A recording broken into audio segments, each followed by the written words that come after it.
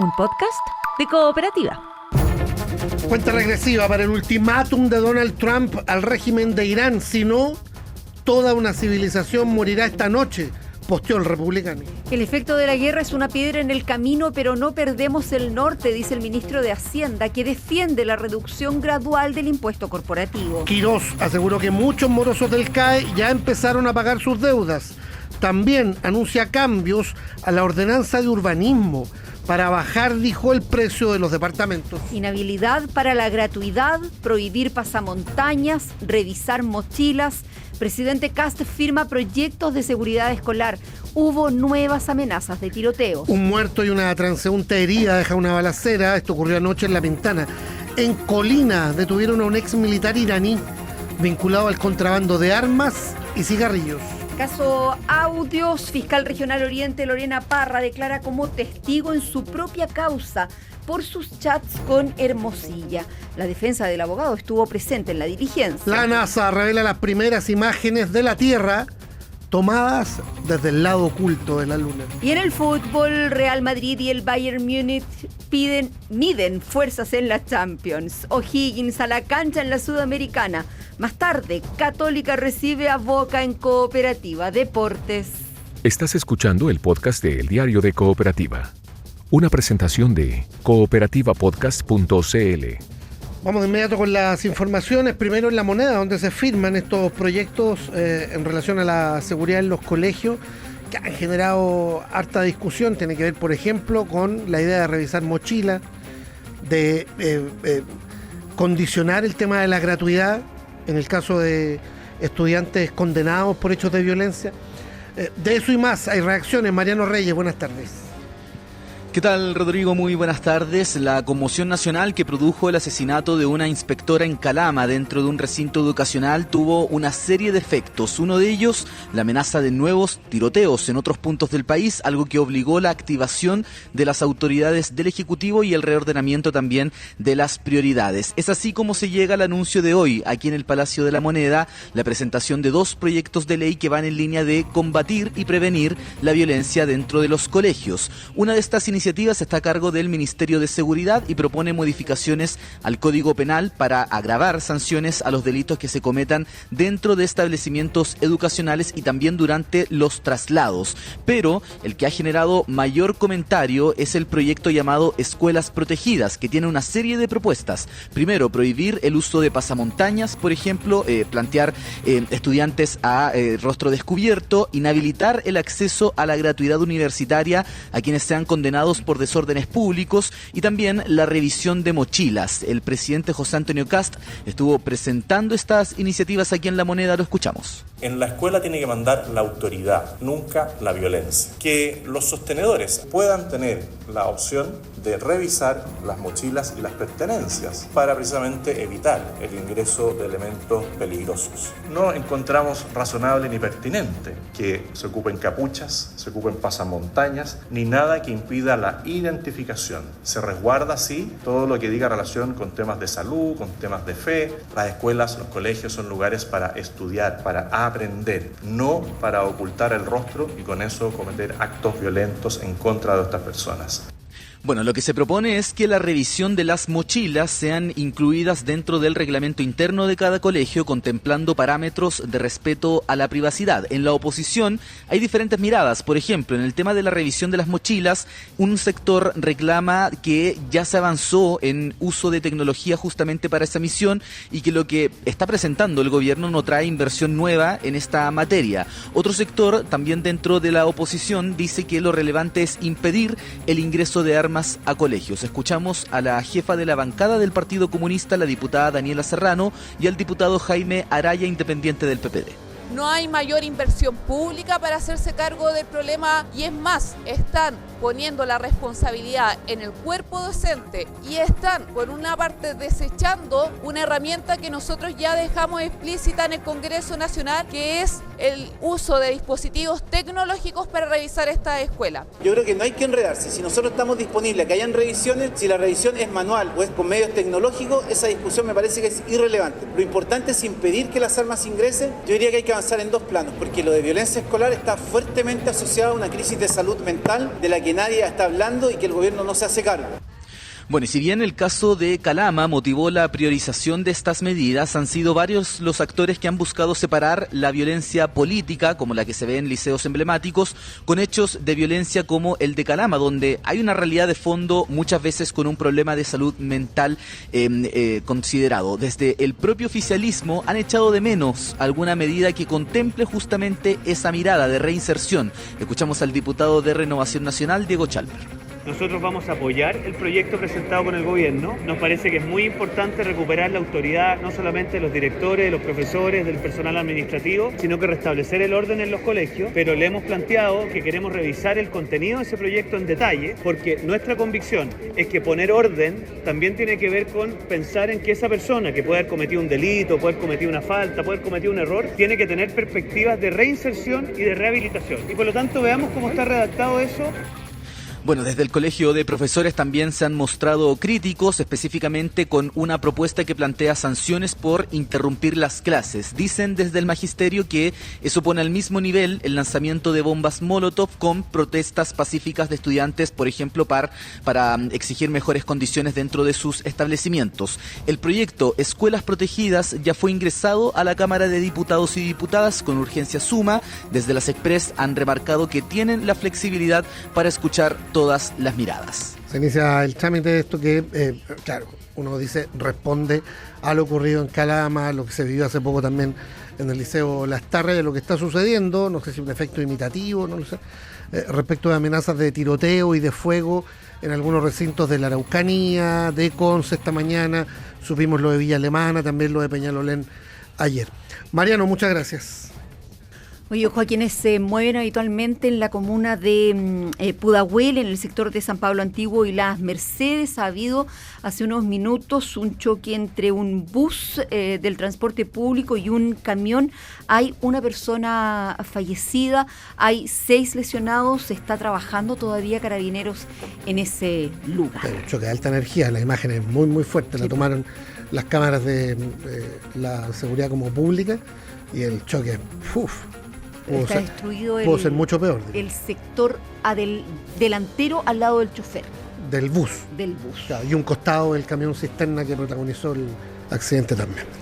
Sigamos en las calles de Santiago, revisamos la información policial de las últimas horas. En La Pintana, un supuesto ajuste de cuentas terminó con un hombre asesinado y una turista brasileña herida. En la Florida, delincuentes robaron un Banco Estado, una sucursal de Banco Estado. Felipe Cofré, tú nos cuentas todo. Buenas tardes. Buenas tardes, Vero. Claro, partimos en la comuna de La Florida, en donde una pareja de delincuentes concretó un violento robo a esta sucursal del Banco Estado ubicada en Avenida La Florida, a la altura de San José de la Estrella. Ahí uno de estos antisociales se bajó de esta moto y entró en solitario, solo, a este banco mientras su compañero de delito lo esperaba afuera. Entró con un arma, amenazó a los trabajadores, a los clientes, también le quitó la pistola a un vigilante de este establecimiento. Los que pudieron alcanzaron a huir de este banco. El resto de los trabajadores fue intimidado y reducido por este solitario delincuente que se llevó la totalidad de la recaudación de las cajas, unos 7 millones de pesos en efectivo aproximadamente. En la misma moto en que llegaron, arrancaron con el botín estos dos delincuentes, vehículo que dejaron abandonado posteriormente a unas cuadras para cambiarse de vehículo y perdérseles el rastro. El coronel Ignacio Toledo de Carabineros entregó más detalles. Al interior de la sucursal hizo ingreso una sola persona con su rostro cubierto, premunido con un arma de fuego y que intimidó al vigilante privado, le sustrajo su armamento y la recaudación que hasta esa hora tenía la sucursal bancaria, que eran 7 millones de pesos aproximadamente. ¿Afuera había otra persona esperándolo o él siempre actuó solo?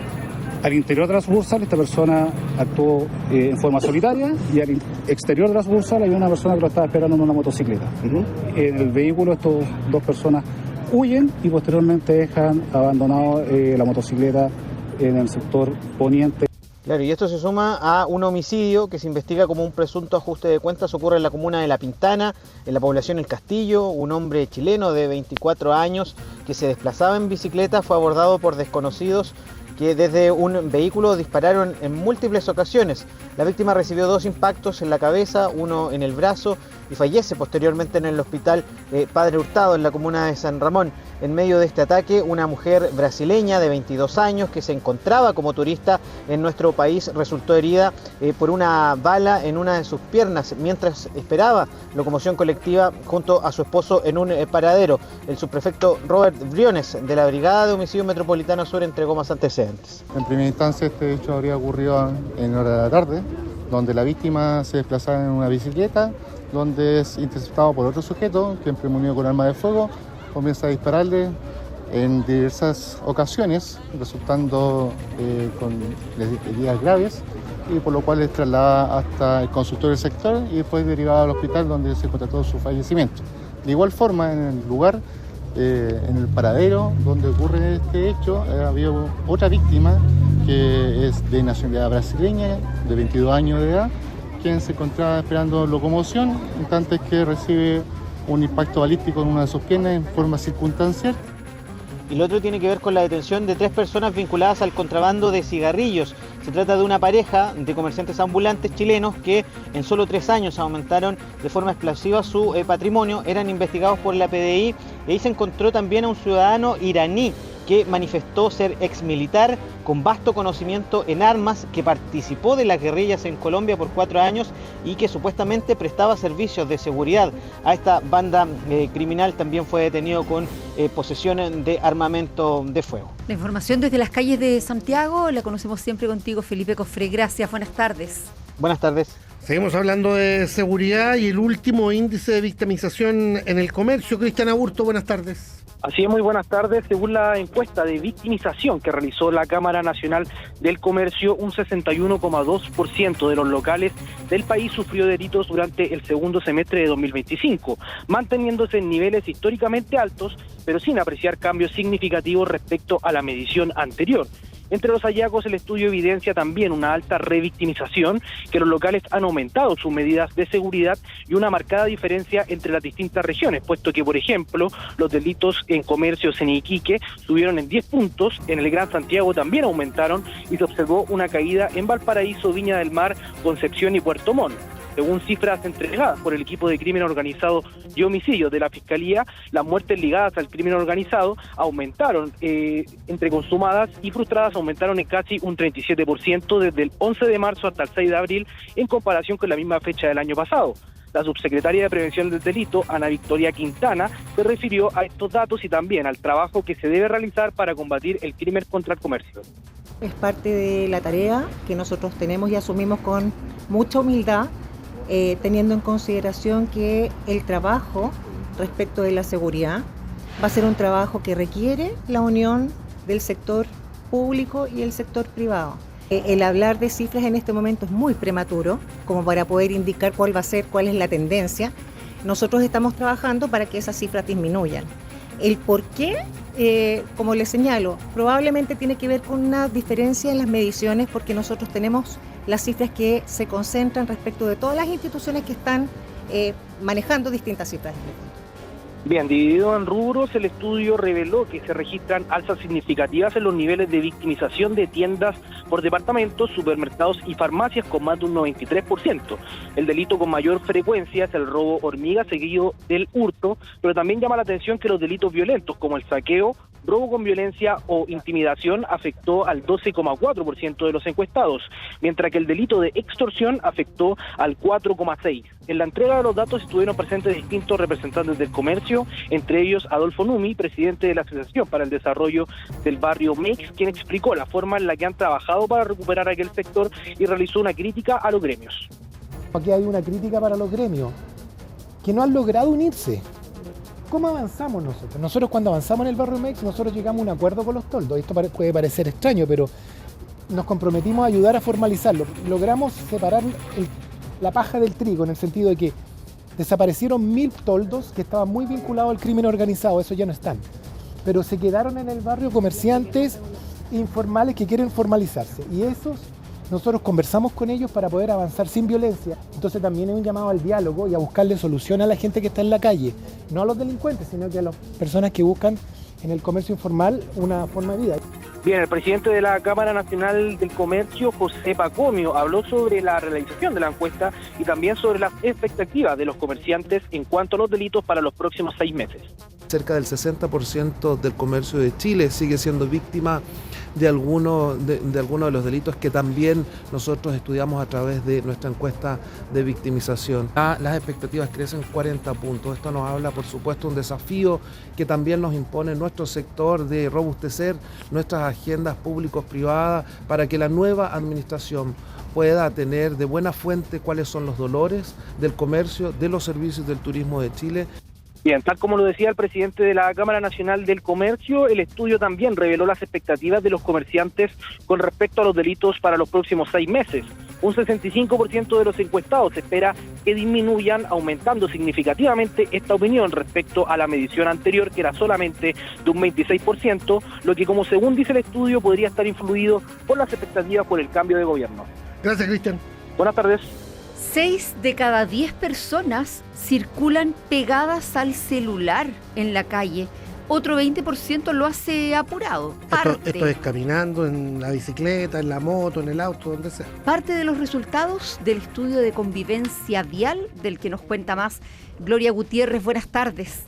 ¿Qué tal, Verónica, Rodrigo? Sí, la Asociación Chilena de Seguridad y la Comisión Nacional de Seguridad de Tránsito, CONACET, entregaron hoy los resultados de un nuevo estudio de convivencia vial, donde lo decían, casi el 60% de los encuestados reconoció circular pegados al celular mientras se desplaza por la calle, ya sean conductores o peatones. Otras conductas de riesgo recurrentes son el andar apurado, casi un 20% dice, por ejemplo, no respetar el ceda al paso, aumentar la velocidad, cambiar de pista constantemente, además de otras situaciones como transitar enojados o cansados, que también pueden conllevar peligro. Nosotras conversamos con transeúntes, conductores, peatones aquí en las calles de Santiago. Esto reconocen como las conductas más recurrentes y preocupantes. Muy habitual ver gente manejando con celular, incluso cuando van andando en bicicleta o en patineta, incluso los peatones chocan con otras personas y cruzan la calle incluso mirando el celular. Todos manejan apurados, todos manejan cansados y todos manejan con el teléfono, y es impresionante, sí. Por supuesto que es peligroso, puede contribuir a las maniobras que uno realice conduciendo. Obviamente ese tipo de conductas son propensas a que ocurra un accidente eventualmente. ¿Ya? ¿Y lo ves mucho o lo haces, por ejemplo? Sí, yo lo hago, pero trato de conducir bien. Sobre todo cuando va enojado, porque uno va más tenso, va con la adrenalina hasta el 100%, y somos imprudentes. Bien, el conducir con celular representa una de las conductas más peligrosas, en donde son los jóvenes entre 18 y 29 años quienes mostraron mayor prevalencia, con un 76,8%, más del doble que los otros rangos etarios. El nuevo secretario ejecutivo de CONACET, Alberto Escobar, se refirió a este y a otros problemas de la convivencia vial, donde señala que el gobierno pondrá el énfasis en la fiscalización. Me parecen fenómenos que son verdaderamente preocupante, el estar pegado al teléfono. El peatón hoy día también es un actor que transita por el sistema vial distraído. Hay una combinación entre el teléfono y los audífonos que se está tornando extremadamente peligrosa. Hay normas de tránsito que están muy dejadas de la mano de los conductores. Tenemos muy poco conocimiento relevante de la ley del tránsito. La preocupación por todos los modos de transporte está muy presente en la política del gobierno, y por lo tanto vamos a hacer especial énfasis en la fiscalización para el cumplimiento de las normas. En este contexto es que la Asociación Chilena de Seguridad impulsa la campaña En la Calle Puro Buen Trato, una iniciativa que busca promover conductas seguras en la vía pública, con una pequeña encuesta que indica en cuál de estos modos los usuarios estamos más habitualmente, para empezar a tomar conciencia de estas conductas de riesgo e iniciar también el cambio de manera personal. Claro, solo en la medida que hacemos conciencia podemos cambiar lo que ya son hábitos, ¿no? Tanto para conducir como para simplemente caminar en la calle. Gloria Gutiérrez, gracias, buenas tardes. Buenas tardes. Estás escuchando el podcast de El Diario de Cooperativa, una presentación de cooperativapodcast.cl. Ya vamos con la economía y la política, porque se estaba a la espera esta semana del proyecto de ley miscelánea o reconstrucción nacional que debiera haber ingresado al Congreso. Se priorizó lo que contábamos hace un rato, ¿no? La agenda de seguridad en los colegios. Al menos por ahora se están haciendo consultas políticas. Hay una reunión del ministro García Rubinó con la bancada de la DC, por ejemplo, prevista para esta tarde en el Congreso. Se le fue a preguntar al ministro de Hacienda hoy día en un seminario económico qué pasó con el proyecto. Gonzalo Aguirre, buenas tardes. ¿Qué tal? Buenas tardes. Sí, ya durante este lunes fue quedando claro que el proyecto de ley miscelánea o de reconstrucción nacional del gobierno, con foco en múltiples medidas económicas, tomaría un tiempo mayor para ser presentado. Inicialmente se esperaba ese hito para hoy, pero se ha dicho que ya está en los ajustes finales. Fue consultado por ese plazo el presidente José Antonio Kast, quien dijo que ya viene. Abordó también la iniciativa el ministro de Hacienda, Jorge Quirós, al llegar al tradicional seminario de la SOFOFA y la Universidad del Desarrollo Nuevos Vientos de la Economía, donde luego estuvo hablando de la caja fiscal, del manejo de la hacienda pública en años anteriores, de la deuda del CAE y más. El proyecto tiene los elementos claves para volver a crecer, que es lo que el país necesita. La solución definitiva de todos los problemas fiscales, problemas sociales, es recuperar el crecimiento. Chile lleva 12 años creciendo al 2%, necesitamos apuntar a volver a crecer al 4%, a cambiarle la cara a las oportunidades de empleo y de crecimiento. Y de eso se trata el proyecto. A propósito de medidas como un decreto para modificar la ordenanza de urbanismo, para bajar el precio de departamentos nuevos y otros planteamientos de este proyecto de ley, como la suspensión del IVA a la vivienda por un año y una ventana de 9 meses para repatriación de capitales con una tasa de 8%. El titular de Hacienda dijo que todas esas cosas juntas son un cañón o son un muy buen viento sur hacia el semestre que viene. Dijo además el ministro Quirós que la reducción del impuesto de primera categoría considera una aplicación gradual, una iniciativa que ha sido criticada desde la oposición, que además cuestiona el que no se produzcan discusiones de manera separada en la tramitación. Fue aquello parte del debate en el primer café en Cooperativa. Vamos a escuchar a la senadora y presidenta del PS, Paulina Bodanovich, y el diputado republicano Agustín Romero, presidente de la Comisión de Hacienda de la Cámara. No compartimos que sea una ley miscelánea donde se pongan temas de corto plazo, inmediatos, ayudas sociales que son muy necesarias, conjuntamente con discusiones de largo plazo y que tienen que ver con una reforma tributaria que va a favorecer únicamente a los más ricos del país, al 1% de la población. Estas son medidas que no se entienden separadas unas de otras para poder evaluarlas. Acá, por ejemplo, la eliminación por un año del IVA en la vivienda no se logra entender si además no entregamos un incentivo tributario para que venga la inversión extranjera a invertir, por ejemplo, en DFL2. Bueno, en materia de plazos para el proyecto de ley, entregó más precisiones durante la jornada el ministro de la SECPRES, José García Ruminot. Los primeros días de la próxima semana aparecen como el escenario más posible para el ingreso del proyecto. Lo escuchamos. Yo veo un poco difícil que ingrese esta semana. Podríamos quizás ingresarlo el día viernes, pero no tiene mucho sentido práctico, puesto que igualmente tenemos que esperar el día lunes para que se dé cuenta en la Cámara de Diputados o el día martes. Los proyectos ustedes saben que no se hacen públicos formalmente, por lo menos, mientras no se den cuenta, en este caso en la Cámara de Diputados. Y de vuelta al seminario económico expuso también la presidenta del Banco Central, Rosana Costa, quien recordó que mañana vamos a conocer un dato de IPC, el IPC de marzo, que vamos a tener que analizar en su totalidad, dijo, atendiendo a que refleja las primeras reacciones a la guerra en Medio Oriente, con un aumento de las expectativas de inflación de corto plazo. Todo cuando, además, recordemos, marzo es un mes particular en materia de inflación, pues incluye el reajuste de muchos pagos, lo que va a incidir sin duda en este resultado. Sí, claro, todo lo que hay que pagar en marzo desde las cuotas, no sé, en materia educacional, los permisos de circulación y una serie de otros compromisos. Gonzalo, muchas gracias. Buenas tardes. Y ahora en abril vienen las contribuciones. ¿Hay que pagar contribución este mes? Abril, claro que sí.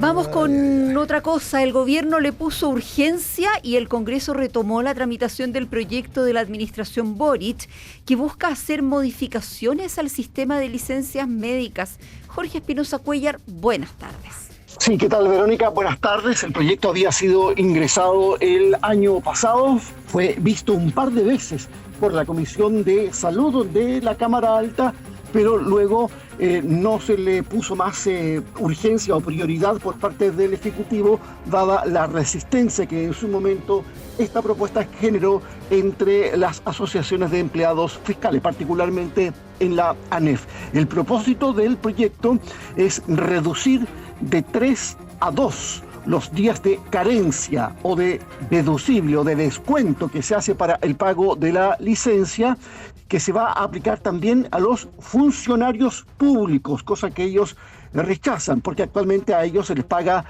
el periodo completo de licencia médica.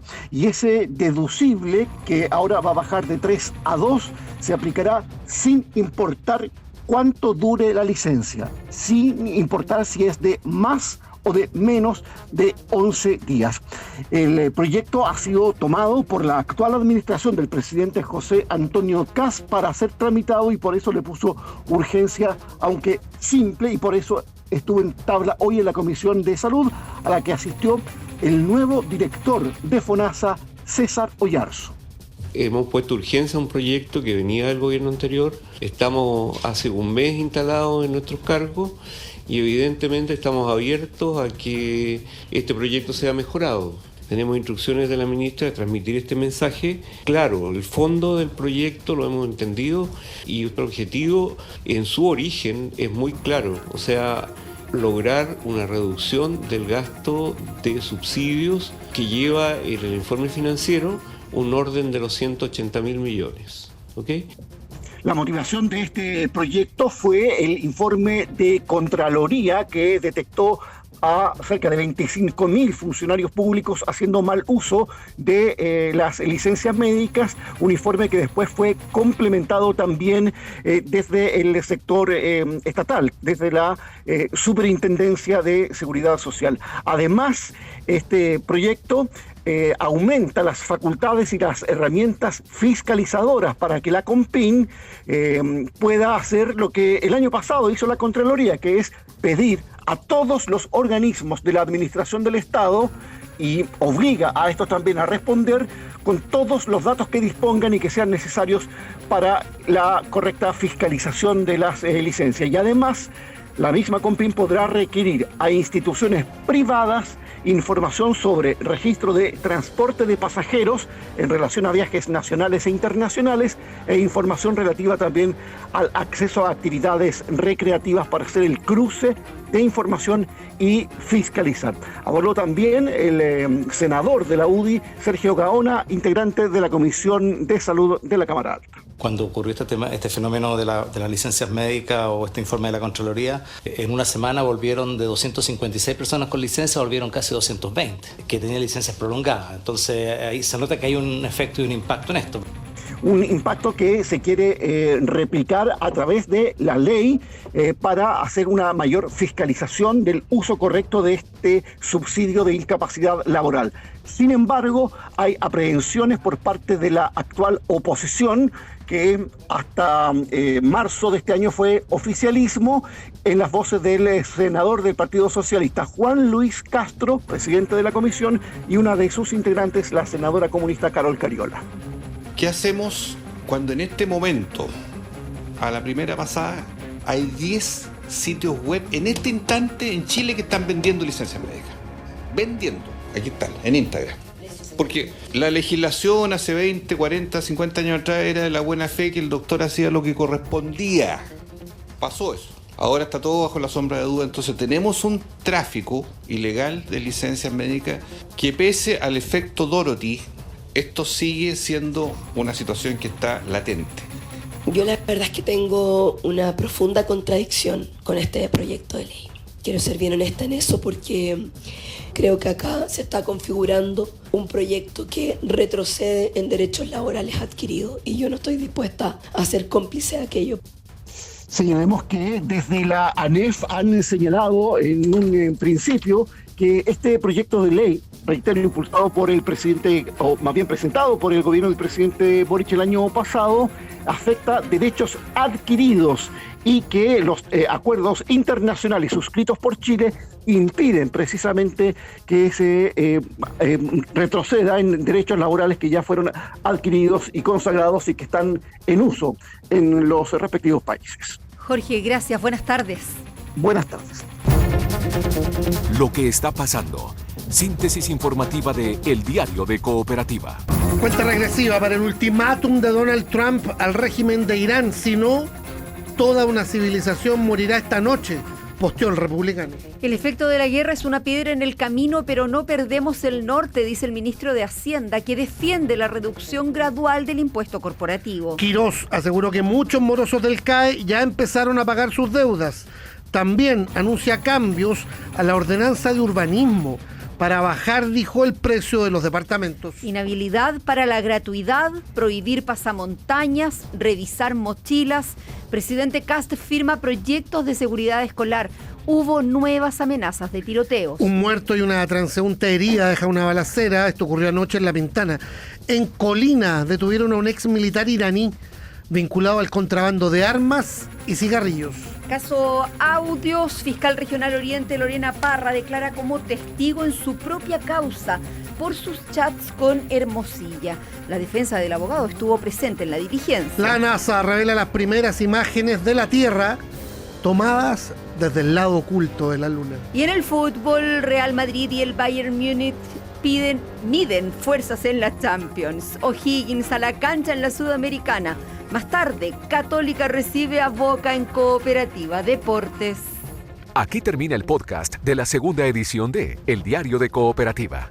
Encuéntralo de lunes a viernes en cooperativapodcast.cl o en tu plataforma de audio favorita.